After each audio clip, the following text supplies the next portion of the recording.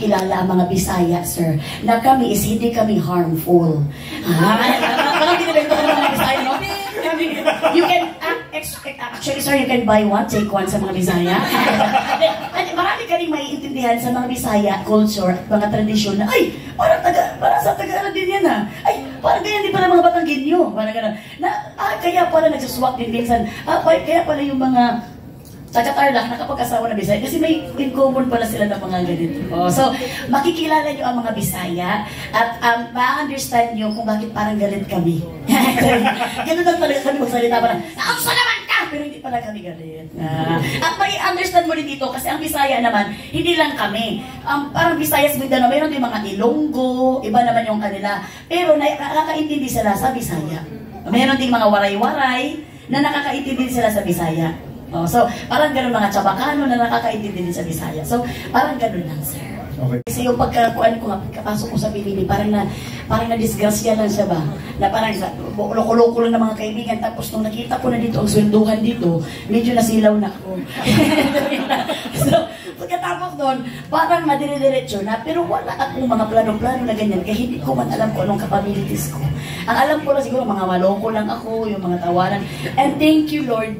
Ang nagsuggest talaga sa akin na maging host talaga is ang aking asawa, si Jason. Siya talaga ang nagsabi sa akin at sinuggest na kay Direk Lori na, Direk, mas maganda to ang aking asawa na maging host to siya, Direk. So wala pa lang ako nag-host doon, pero parang nakitaan na siguro niya na ang ingay ko sa bahay. Kaya naman umaga na, bakit ngayon talagang umuwi? So talagang, after no, talaga na dire-diretso na magandang buhay na, I dare you, dire-diretso na yung at nanahimik na ang buhay ni Jason. Kasi hindi na sa bahay nagdadala. Sa host na ako, hosting na ako nagdadala. Tapos, nakita... Kung sasabihin ko na pinipare ko yun, baka magmura kayo sa akin. Dahil nakapangit mo yun.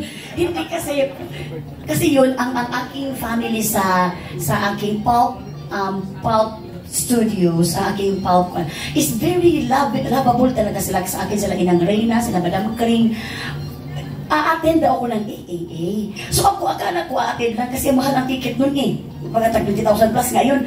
So a-attend ako, doon pala sa pag-attend, very happy na kami. Kasi siyempre, ilan kayo a-attend? Siyempre, sinubrahan ko, libre na eh. Anak ko, mahilig pa sa K-pop. So talagang dinamihan ko pag-attend. Pero ako doon, magagawa daw ako, wala akong alam-alam na may award ako. Niluloko nila ako na may award daw yung uma-attend. Siya! Ano naman yung award ko? Ano award ako ng magalitan ako? Ala, pagdating doon kayo na, may award pala ako. Kaya pala nung nandun ako sa lamesa, aalis na ako, doon ako upo doon sa audience. Nagalit ang Koreano. Choka! Kasi Choka! Kaya siguro ang camera pala nila, naka-choreography na pala. Doon ako nung tinawag na ako, tapos wala akong makausap doon, parang nag-anxiety nga ako doon. Sino pa pinikausap ko? Yung mga Koreano nakagano'n na talaga, 6 hours na ako. Grabe naman ito sila maka-penetrate sa kanila magiging artist.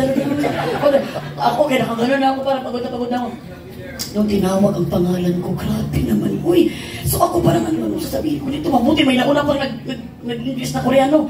Yun ang nasabi ko na, the rest is history na talaga, hindi ko na kaya yung English ko nun. Pero ang pinaka-surable ko talaga na talagang mapasalamatan si Lord at ang family ko. At si Lord talaga, si Lord ang nabigay ng honor, award na yun. Wala nang iba. At syempre si Inang Reyna, si Madam Kring, thank you so much. Aking pulp studio family. You deserve mo. Mas makilala ka bilang best actress or actor or maging best host. Yan yung gusto mong, kumbaga, choice kung may choice ka. Sobrang salamat, sir, sa iyong katanungan, sir. Kung may choice lang ako, sir, no? Sobrang akong kontento kung anong ibigay ko, kung ano man ibigay sa akin. Kaya ako man, ang plano ko is hindi man best ang plano ko, ang plano man ni Lord ang best. Kaya kung hinayaan ko lang sa plano niya, mas the best yung parang reaction ko eh. So, kung ako sobrang happy na ako sa awarding na yun. Kahit yun na matanggap ko sa buhay ko, hindi ko na talaga hindi ko in-expect yun eh. Pero, kung ano man, kung actor, actress, host, pero baka mas host na lang, no? Kasi nakakaya naman yung actress, ang dami nila mega showy na nagpuno-uno. Hinangiya ako pa yun ako doon. So, baka host na lang. Our next set of questions will come from Tita Dar of Random Republica. Hi, Melay. Congratulations. Kumusta yung experience na solo host ka dito? Kasi syempre sanay ka na dyan sila, Ma'am Julina, Ma'am Sobrang talaga ako parang nakaramdam din ako ng sadness. So, kasi syempre wala ang aking mga mamsi eh. Kaya nung in-offer to sa akin, hindi talaga ako parang, gusto ako yan.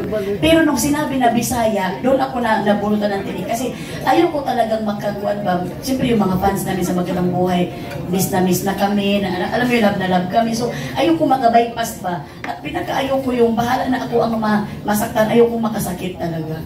Na pag magkaroon ako ng show na Tagalog, na gano'n na yung solo ko, yung kasi sobra ako ang rapport namin sa Magandang Buhay at mas maganda pa rin may kasama ka sa isang show. Ito naman nung sinabing Bisaya, doon ako na nila na tanggapin ko.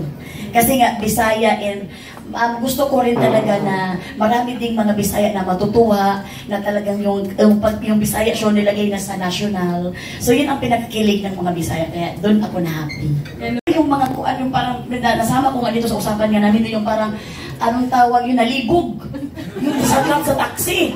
Sabi ko, kuya, dyan, naligo, dyan, kuya. Sabi niya, first mo ko dito sa Manila. Sabi niya, ha? Saan ba dito? Kuya, nalibog na ako sa iyo. So, ang driver naman, nalibog. Napakagad ang mukha nito, nalibog namin. Kasi ang nalibog sa Bisaya, nalito. Nalito na ako sa iyo kung saan ba talaga yung lugar namin. Pag sabi ko ka, nalibog ako sa iyo, pero natakot yung driver ko. Ituro ko na lang kung nasaan.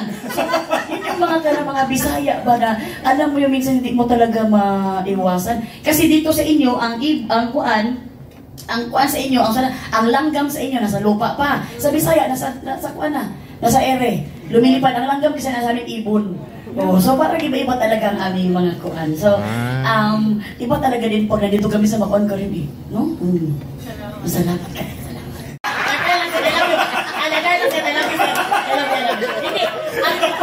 Itong aming kuan namin, nalatag to siya, sir.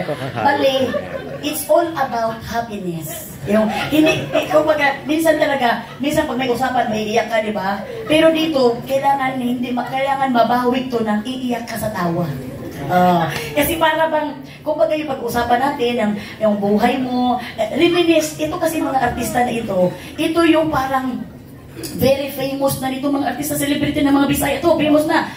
Minsan kasi baka, ang relaxation na lang nila yung interview na Bisaya. So para sila nagpamassage, para sila nakipagpintuhan sa kanilang auntie ba? Ay, kamusta naman ka dyan, auntie? Yun para tapos, pag yung parang may sundutan na parang iyakan na, talagang kailangan talaga mabawi na tatawa talaga itong ating mga celebrity na mga Bisaya. It's all about life.